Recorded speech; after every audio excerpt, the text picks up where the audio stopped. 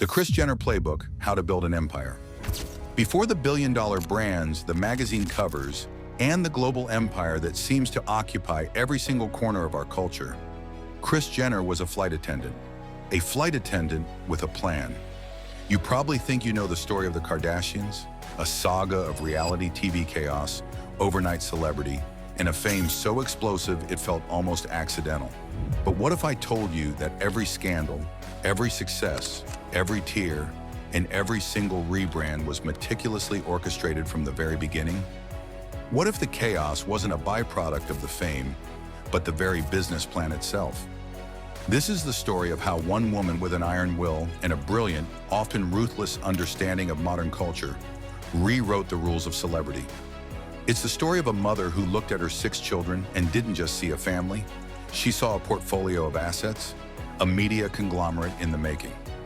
This is the untold story of the Kris Jenner Playbook, a masterclass in modern business, and how she took her family and turned them into one of the most powerful and recognized brands in the entire world. To truly understand the empire, you have to get the architect. And to get the architect, you have to go back to a time long before she trademarked the term momager. Kristen Mary Houghton was born in San Diego, California, into a world far from the Calabasas mansions she would later call home. Her parents divorced when she was just 7 years old, an early formative lesson in navigating instability and relying on oneself. That experience forged a resilience and a drive that would become her trademark. Her early life was a galaxy away from the private jets she's known for today. She worked at a donut shop, learning the fundamentals of customer service and sales. At age 19, she was briefly engaged to professional golfer Cesar Sanudo. It was an early hint at her desire to enter a world of influence and power, a glimpse of the circles she was determined to run in. That engagement ended, and for a year in 1976, she became a flight attendant for American Airlines. But don't mistake this for a simple story of humble beginnings. This was chapter 1 of her playbook. As a flight attendant, she wasn't just serving drinks at 30,000 feet. She was operating in a compressed, high-stakes social environment. She studied people. She mastered charm. She perfected the art of de-escalation and sharpened her skills in negotiation with every delayed flight and unhappy passenger. It was a real-world MBA in managing personalities, a crash course in reading a room and giving people what they wanted. Then she met the man who would give her the family name that would one day become iconic, high-powered attorney Robert Kardashian. She was just 17. By 22, in 1978, she married him, officially entering the opulent, high-powered Los Angeles social scene she had once only observed from a distance. With this marriage, Kris wasn't just a wife, she was a student of power. She watched intently as networks were built over expensive dinners and multi-million-dollar deals were sketched out on cocktail napkins. She was absorbing everything. Together, they had 4 children: Kourtney, Kim, Khloe, and Rob. For a while, she embraced the role of a homemaker in Beverly Hills, but the ambition that had always been simmering beneath the surface never disappeared. By the late 1980s, she began an affair with soccer player Todd Waterman. This act would detonate her marriage, leading to her divorce in 1991. It was a moment of personal crisis, but for Kris, it was also a pivot.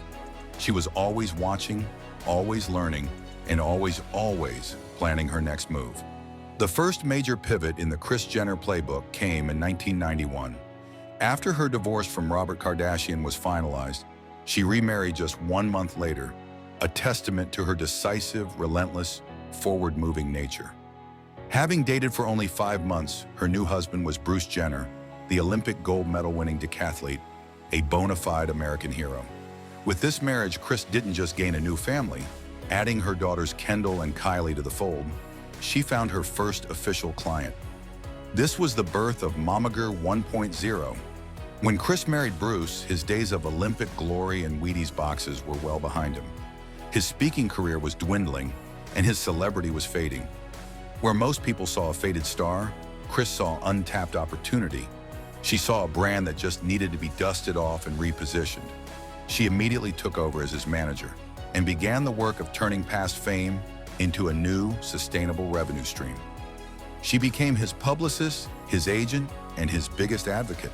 She hustled for endorsement deals, book speaking engagements, and relentlessly pushed him back into the public eye, creating informational videos and press kits to rebuild his image. It was her first real test as a manager, a low-stakes trial run for the empire to come. And she proved the concept. Fame, even fading fame, could be repackaged and monetized with the right strategy. But she was also laying the groundwork for her children, her future stars. In 2004, she and Kourtney opened a children's clothing boutique called Smooch. Then in 2006, she helped Kourtney, Kim, and Khloe open their luxury consignment store, Dash. While both ventures would eventually fail, they were crucial early experiments in building a family brand. They were her marketing laboratory. She was learning what worked, what didn't, and how to use her daughter's emerging public profiles to drive business. She had proven she could manage a star. Now she just needed more products to sell. And she knew exactly who her next clients would be. Every empire has a defining moment, a single event that changes the trajectory of everything. For the Kardashians, it was a perfect storm of tragedy and controversy. The family name first hit the national radar during the chaotic OJ Simpson trial, thanks to Robert Kardashian's role as one of Simpson's defense attorneys. For Kris, it was a devastating personal nightmare. Nicole Brown Simpson had been one of her closest friends. The trial was a source of immense personal pain, but it also had an unintended side effect. It seared the name Kardashian into the American consciousness. Fame had arrived, uninvited and born of chaos. Kris learned a vital lesson. The public's attention, no matter the reason, is a powerful force. Then came the moment that would define her playbook forever. The 2007 release of an intimate tape featuring her daughter Kim. For any other family, for any other manager, this would have been a catastrophic, career-ending crisis. The logical move would be to retreat, to hide, to do damage control and hope the world moved on. But Kris Jenner saw something different. Where others saw disaster, she saw a launchpad. She understood, perhaps better than anyone at the time, that in the new digital world, attention is currency, no matter how you get it. Shame was a liability, but attention was an asset. Instead of hiding, she leaned in. With the world's attention now laser-focused on her family, she did the unthinkable. She scheduled a meeting with producer Ryan Seacrest with a brilliantly audacious idea. A reality show about her large, loud, and complicated family. It was a genius move of strategic jujutsu. She wasn't trying to clean up the narrative. She was determined to hijack it, control it, and most importantly, monetize it. The scandal had given them global name recognition, and she was going to use it to get her foot in the door. The result was keeping up with the Kardashians. Crucially, Kris wasn't just a cast member. She was an executive producer. This meant she controlled the story. The show, which premiered the very same year, wasn't a passive window into their lives. It was a 24/7 marketing platform that she could steer. The same year, she founded Jenner Communications, a production company to formalize her control in business operations. The scandal wasn't the end of their story. It was the explosive, perfectly timed beginning of their empire. With the world watching, keeping up with the Kardashians, Kris Jenner unleashed her full playbook, a series of ruthless and brilliant principles designed to transform viewership into a dynasty. First, and most importantly, monetize everything. Under Kris's direction, every aspect of their lives became content, and all content became a business opportunity. Weddings, divorces, births, family vacations. They weren't just life events. They were meticulously crafted, multi-episode story arcs that drove viewership and created endless commercial tie-ins. She transformed her children from reality stars into individual business verticals, each targeting a different demographic. Kim became the A-list fashion and beauty mogul with Skims and SKKN. Kylie, the Gen Z queen whose Kylie Cosmetics empire was built on social media hype. Khloe became the face of body positivity and relatability with her brand Good American. Kourtney became the wellness and lifestyle guru with Poosh. Kris didn't just support them from the sidelines. She sits on the board of their businesses, guiding the strategy. Second, the Momager Tax. Kris trademarked the term Momager for a reason. This wasn't a casual family arrangement. It was a formal, ironclad business deal. She takes a 10% commission from every single deal her children make.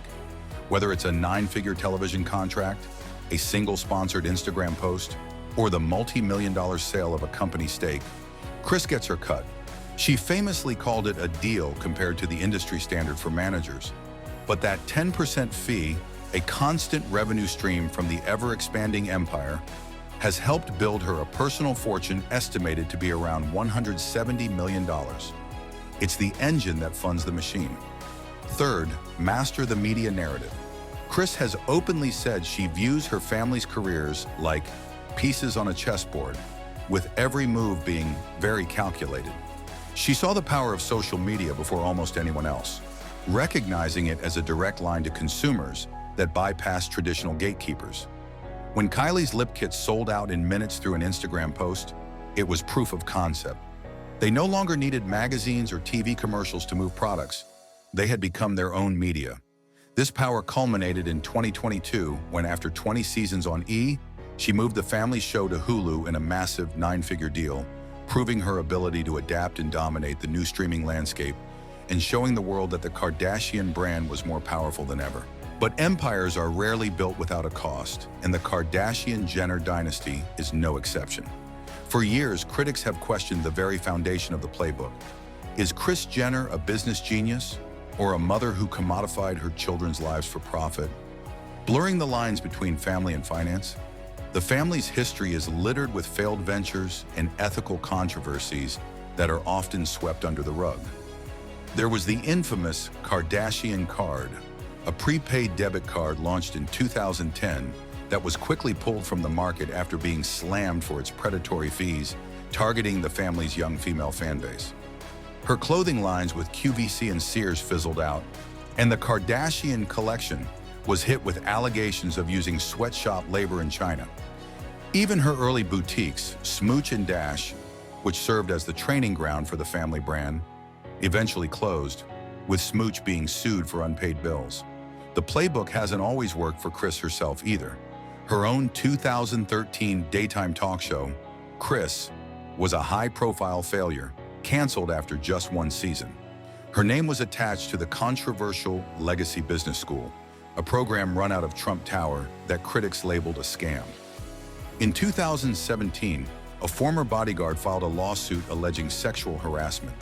And while the family ultimately won a high-profile defamation lawsuit brought by Robert Kardashian's ex-fiancée Blac Chyna, the public proceedings aired even more of their dirty laundry, revealing the cold, calculated business mechanics behind the family drama. Perhaps most cuttingly in 2020, Forbes magazine publicly downgraded Kylie Jenner's billionaire status, accusing the family of inflating financial figures and lying for years to secure a spot on their coveted list. An accusation that struck at the very heart of their brand.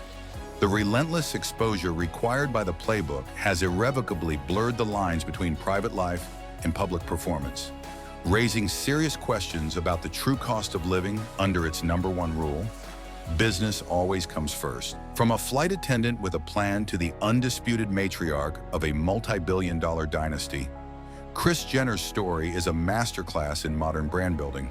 Her success wasn't an accident, and she didn't just get lucky. She wrote the Playbook and executed it with unparalleled, unapologetic precision. She turned her family into a global phenomenon by understanding one simple, powerful truth long before the rest of the world caught on. In today's world, attention is the most valuable asset, and whoever controls the narrative wins.